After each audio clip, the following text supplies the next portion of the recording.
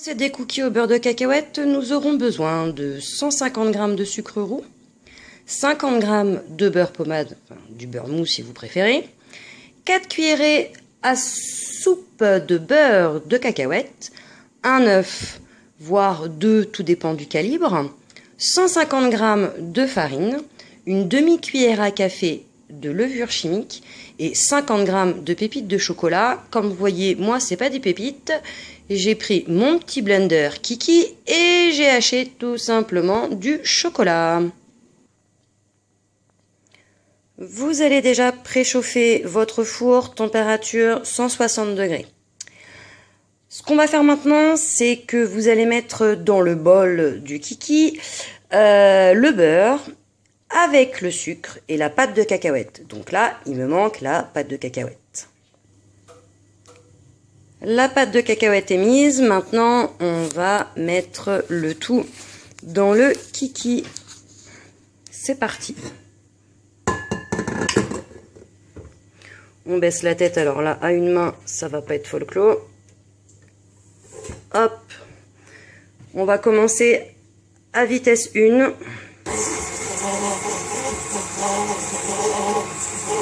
Voilà. Et puis après, on augmente en fonction.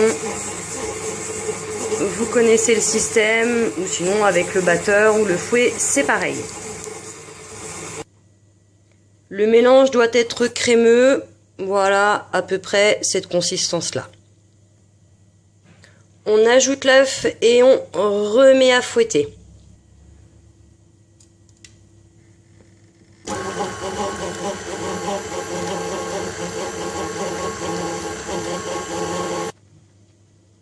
Voilà, une fois que l'œuf a été battu avec le mélange, maintenant on ajoute la farine et on va remélanger pour obtenir une pâte homogène.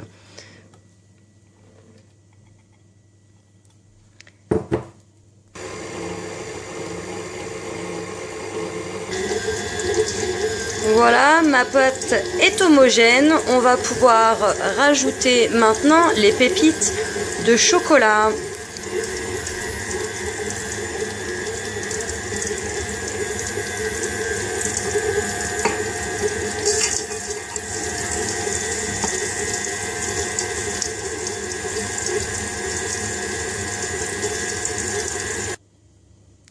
Le mélange est fait, on va maintenant pouvoir former des petites boules.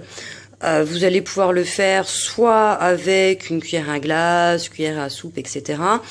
Et les déposer sur une toile cile-pâte. Ça, c'est le mieux. Bon, effectivement, moi, j'en ai pas honte à moi, hein, bien évidemment. Ça sera sur papier cuisson.